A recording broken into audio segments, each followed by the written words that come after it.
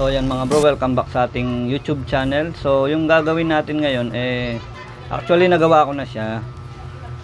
Old model siyang Samsung LCD TV. Nilagyan ko siya ng panel ng pang LED TV. Yung mga bagong panel ngayon, yung mga ano yata yung brand dito na ilagay ko, yung Innolux. Yan yung mga ginamit ng mga Devant yata yung gumamit nito.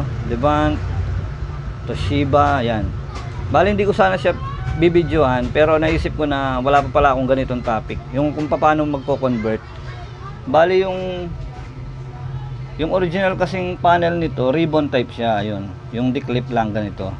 So yung inilagay ko, yung ordinary, yung D-wire naman. Yan mga bro. Bali madali lang naman kung gagawa kayo ng ganyan mga bro.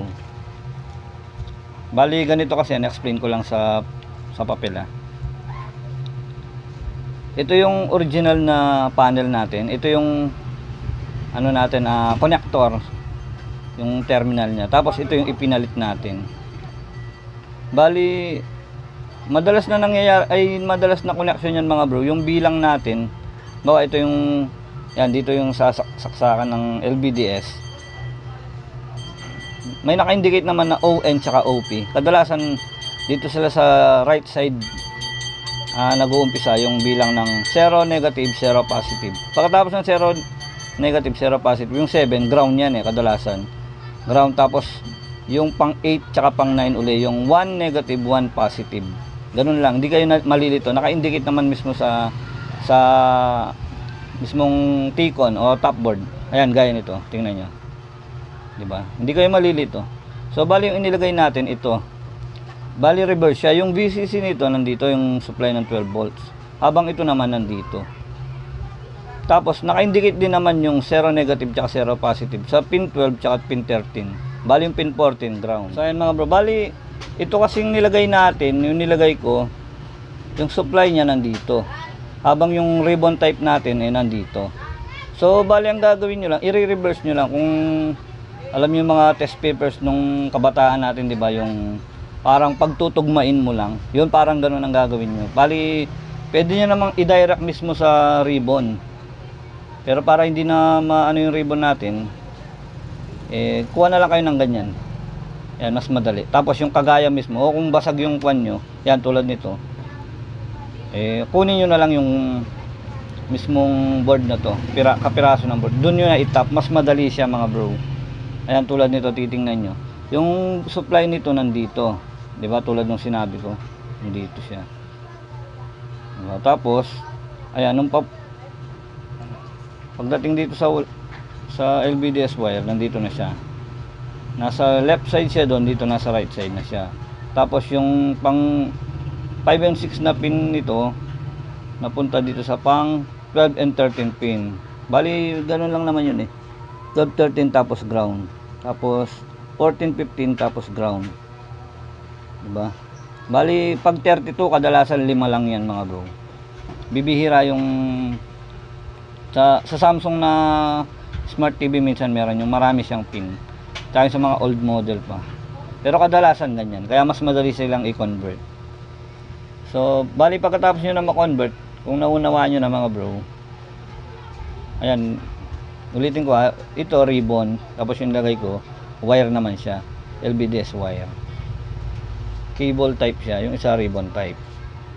So yan, pwede naman siya. Basta hindi naman delikado yung positive negative. Pag nagbaliktad nyo yan, magiging ano lang yung screen nyo, magiging white siya, pero maaninag mo yung display. So hindi siya maninira. I-reverse nyo lang uli sila.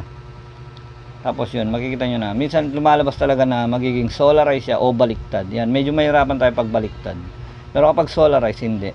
Pwede nyong i-kuhan sa LVDS select o kaya sa service mode. So bali ito, testing natin kung anong naging resulta ng kanyang picture. So isasaksak ko na mga bro.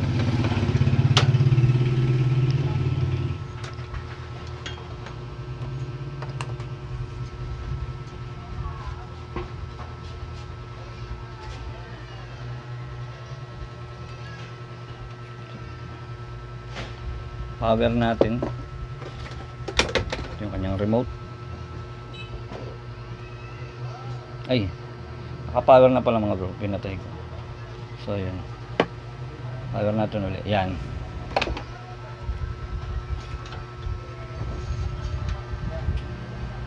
Ayun. Mga bro, bali normal naman siya, nakabaliktad yung TV niya na yan yung, 'di ba? Tapos mapapansin niyo yung sulat niya. Ano siya, solarized. So natural na nangyayari yan mga bro. Bali hindi match yung panel ano nila, panel ID. So pasukin natin yung service mode. Yung Samsung meron siyang kung sakaling baliktad, meron din siyang ano, mirror. Yung bali sa Samsung nakalagay, hindi mirror eh. Nakalagay sa kanya HB flip. Yan, hanapin nyo lang yung flip. Bali on nyo lang o kaya i-off nyo. Magbabaliktad yung display. Pero kadalasan, minsan sa mga Samsung wala silang ganun. Gaya nito mga bro. Pero halos meron. Hindi kayo mahirapan. Bali yung bali sarado muna natin, tapos ipasukin natin yung service mode. Bali yung service mode dito, mute 182 power. Kung hindi gumana yung mute 182 power, try nyo yung info menu mute power. So sarado na natin, tapos testingin na natin. Hindi pala natin testingin.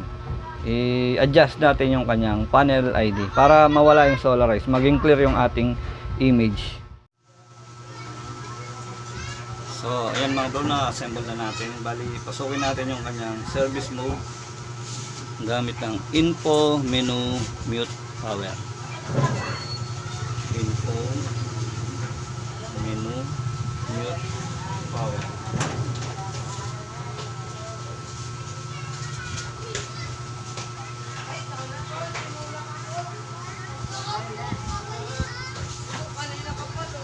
So yun mga bro, bali hindi nyo ganong maintindihan yung sulat dahil solarized. Pasukin natin yung, try natin dito sa control, tapos yung sub option.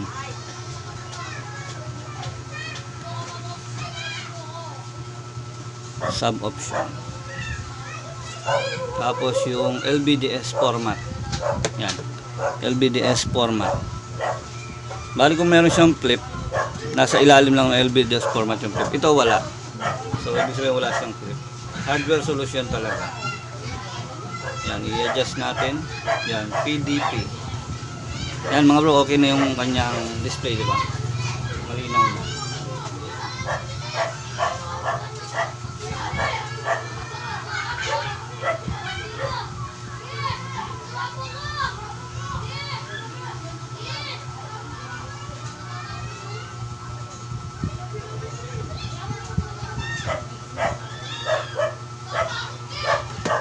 Try natin lagyan ng antena.